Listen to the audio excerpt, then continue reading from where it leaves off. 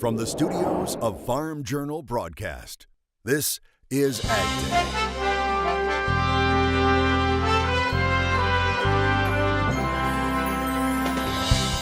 Aid or trade? Farmers speak out on a tariff bailout. At this point now, we're not seeing an end to this. We're not seeing that this is going to just be short term. GOP lawmakers push back on the plan. This trade war is causing lots and lots of problems. It's not fixing problems. Having talks with your banker. As crops set in the bin and grow in these Illinois fields, what do both farmers and ag lenders think about the Trump Tariff Aid Package announced this week? We'll have that story coming up today on AgDay. In agribusiness, the politics of agriculture. Growing concerns as U.S. protein piles up in storage. AgDay, presented by the Chevy Silverado. High-strength steel for high-strength dependability. Good morning, I'm Betsy Gibbon in for Clinton Griffiths. Farm country having mixed reviews on the president's plan to aid farmers with $12 billion through a farm aid program. This trade war is causing lots and lots of problems. It's not fixing problems. Nebraska Senator Ben Sasse is quite vocal on his opposition of the emergency aid package. Other Republican senators echo those sentiments, like Iowa Senator Chuck Grassley, whose farmers have been hit twice with tariffs on soybeans and pork. Only as a very, very last resort. Farmers want markets. They want to trade, not aid. We've made our position very clear to the president. The president feels that he can get a better deal for farmers. I did see headlines that farmers are anxious, but still confident in President Trump doing what he's doing. So when they get to harvest this fall, they're looking at selling a crop for a total amount of money that's less than their costs of inputs, let alone them providing for their kids. While details of the program won't be released until after Labor Day, many farmers and farm groups are saying they prefer a quick return to free trade over a handout. At this point now, we're not seeing an end to this. We're not seeing that this is going to just be short term. It looks like this is going to be lasting longer and longer. Number of cars that they had been projected to sell, they're not going to be able to sell. They aren't getting a subsidy, but I am. So we as farmers, being less than 1% of the total U.S. population, we're looked like we're getting a welfare handout, which we are, and they are not. The planned aid is a mix of direct payments to farmers, purchases of agricultural commodities for food aid programs, and the stepped-up promotion of new export markets. Sign-ups would begin in the fall. Some commodity groups are praising the president's actions for relief, but they are still pushing the administration to get a quick return to free trade. The National Cotton Council saying it's thankful for the Trump administration's plan to assist U.S. farmers and ranchers facing trade disruptions, and trade assistance is appreciated. While groups like Edge Dairy Farmer Cooperative in Wisconsin voicing they want trade and not aid, saying this does nothing to repair damage the trade war is doing to long-standing relationships with global trading partners. Farmers on Twitter posting all different points of view, from positive to negative to undecided, wanting to hear more details as well. With uncertainty surrounding the trade tariffs and additional questions now stemming from this aid package, it's critical that you keep in touch with your banker. Tyne Morgan has that conversation in Southern Illinois. Tyne? Thanks, Betsy. Yeah, we've had a day to kind of sift through this Trump Tariff Aid Package and what it means to producers in farm country. I'm here now on an Illinois farm. We have crops in the ground. We have grain in the bin. And producer Michael Cox here in Ridgeway, Illinois, has had a little bit of time to hear about this package. But what's your initial reaction? I mean, is this the financial assistance that you think producers needed right now? It's not going to be what we need right now. Like I say, it's going to be a short-term gain. But it's really not, there's too many ifs about the program too. So we're probably going to have to wait to kind of see how it shakes out and everything. You look at, as you have soybeans growing right now, Michael, this year, I mean, have you forward contracted? Did you try to take advantage of some of those higher prices before the tariff news started to weigh on soybeans this year? Well, knowing that the tariffs are coming this year and everything else, and kind of foreseeing what could happen, we did a lot of forward contracting to try to pick up better prices, and knowing that there's a supposed big crop coming. So, yeah, we have contracted a lot in advance. Well, Alan Hoskins, an ag lender here in this area of Illinois. Alan, when you look at this tariff aid package, I mean, as an ag lender, is this enough? Is this what producers need right now? Tina, I agree with Michael completely. I think, number one, we don't know how it's all going to shake out yet. But number two, as well, it's not something that producers really want. They want free market to be able to make a profit by selling grain, not by getting a handout from the government. Is it going to be beneficial to producers this year? Based upon what we know so far, it looks like it's going to be an influx of cash, but certainly at this point, we don't know what all the arms and legs of this may look like. But Alan, coming into fall, it sounds like with this package, the payments won't happen until you harvest your crop. And about fall time, are you preparing for maybe some tough conversations with producers, considering cash flow is possibly tight? Certainly, absolutely. Cash flow, it looks like, is going to be tight this year in many cases. Not everyone has done what Michael did in making sure that there were some good contracts out there. So definitely there's going to be some challenging conversations, but it's not something to be feared by the producers. It's just something that we need to do to work together to try to figure out the solutions that are going to help them. All right, real quickly, Michael, before we wrap up, the crops look good from the road, but do you think your yields are going to be as good as you saw last year? Our yields will not be anywhere near as good as they were last year. We'll still have an average crop, a good crop, but not as nearly as good as we had last year. Just dryness? Just dryness, variability in rains, and just we haven't got the timely rains we need. All right. Thank you, Michael. Thank you, Alan. We appreciate it. We know the past couple years in this area, it's really been kind of the bountiful bushels that's helped farmers get that added boost of income they maybe didn't expect with their yields. And so it sounds like for some farmers, it's just really variable when it comes to conditions this year. All right. Reporting from Ridgeway, Illinois, I'm Tyne Morgan for AgDay. Mike Hoffman is with us today and joins us this morning for crop comments. Good morning, Mike. Good morning, Betsy. Pickers are moving in Texas fields. This picture was taken in Nueces County, located near the most southern tip of Texas. USDA says 20% of the state's cotton crop is rated good to excellent. The department says out of all the cotton in the top 15 producing states, 39% is rated good to excellent.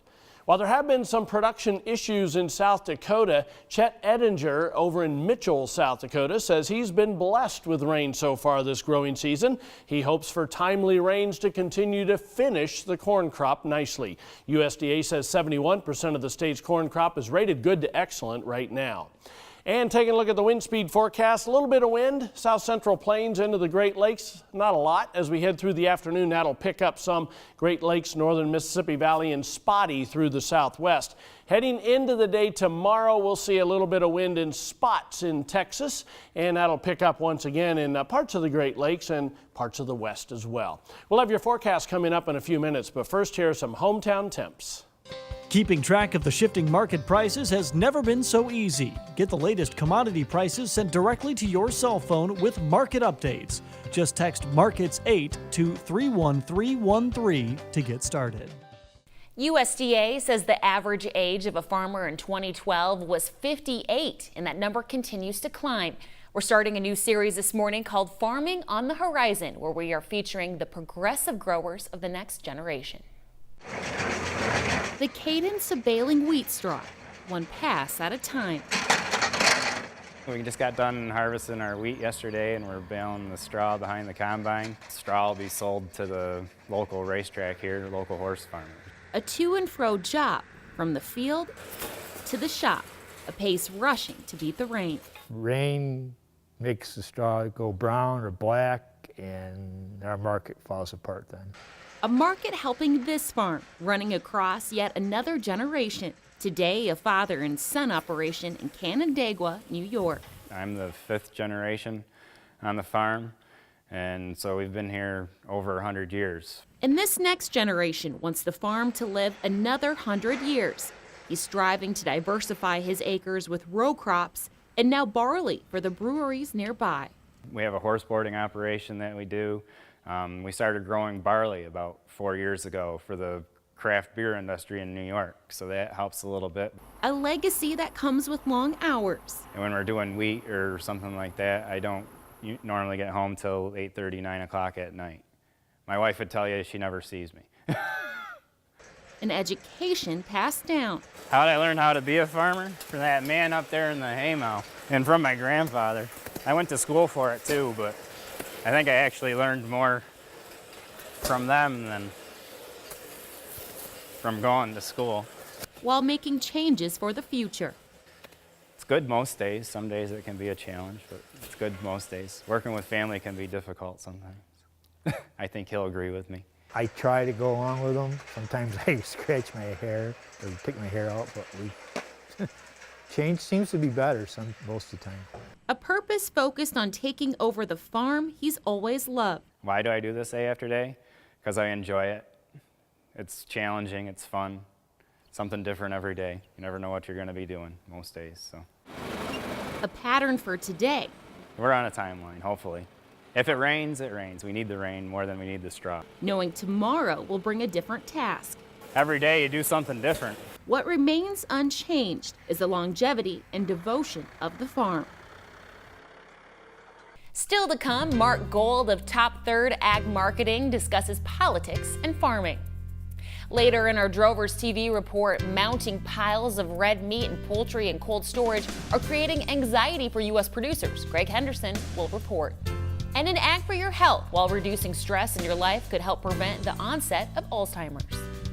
AgDay, brought to you by new Delaro fungicide for corn and soybeans. Achieve personal best yields. We're taking a different approach at the agribusiness desk and talking politics along with trade. Clinton Griffiths joins us from the desk. Mark Gold, Top Third Ag Marketing, our guest here at the Agribusiness Desk today. Now, Mark, let's talk about something we don't generally talk about, which is politics and kind of the interesting perspective that farmers find themselves in with the administration, offering a lot of support, but yet with this tariff thing, there's some questions out there.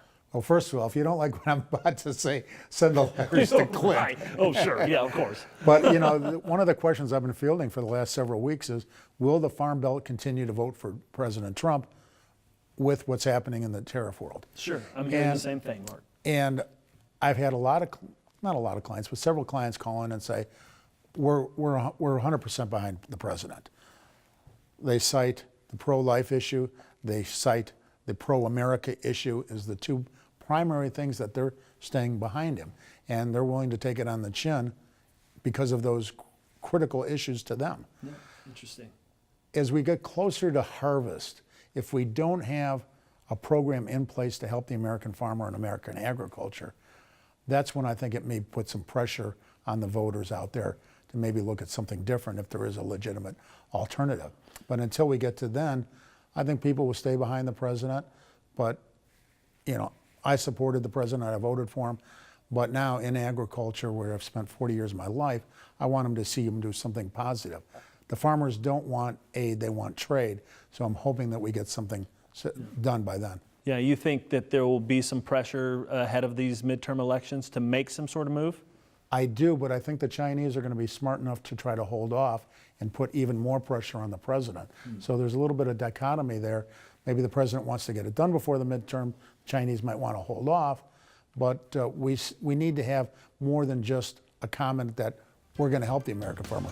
They need to see something concrete, in my opinion. Some sort of plan. All right, appreciate it. Thank you, Mark. Thanks for the perspective. We'll be back with more AgDay in just a minute. For a special report on the grain markets, call toll-free at 877-TT-HEDGE. That's 877-884-3343.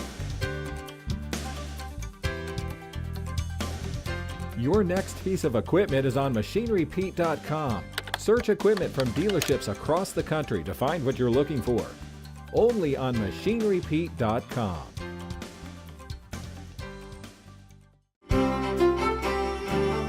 Welcome back to Ag Day with meteorologist Mike Hoffman. Mike, it sounds as if the panhandle of Texas may get some rain. Yeah, and I think maybe the rest of Texas would like that front to go farther south, but unfortunately it's going to be stalling out. And where that front ends up kind of stalling out, we are looking for those showers and thunderstorms. Texas Panhandle, Oklahoma Panhandle, southwestern Kansas, some of those areas that have been dry.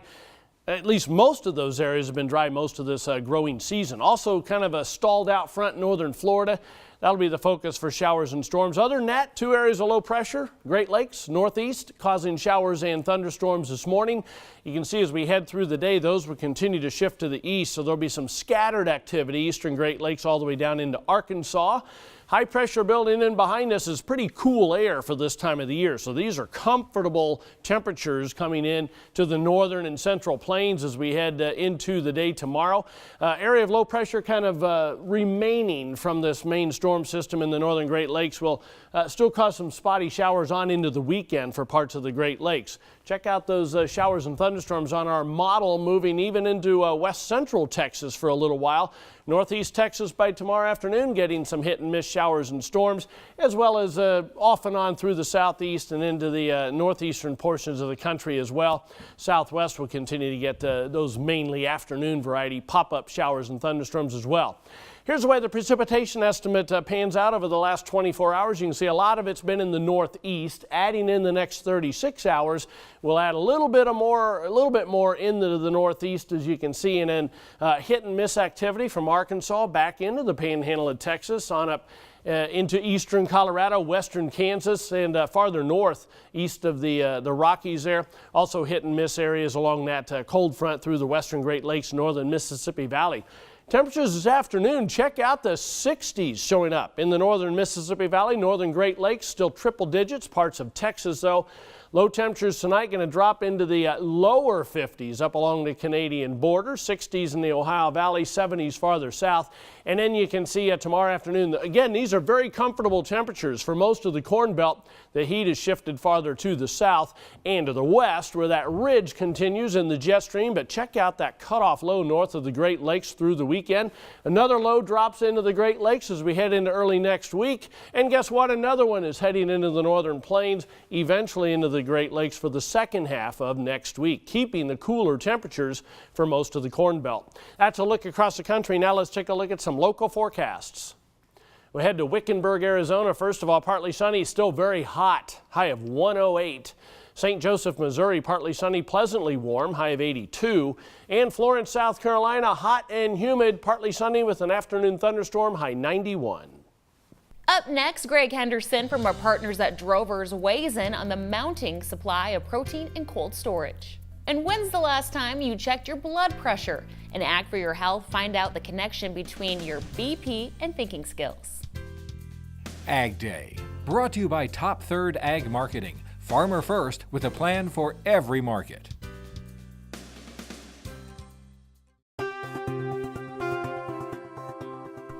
Red meat and poultry amounts in cold storage are piling up, raising anxiety for U.S. producers who depend on exports.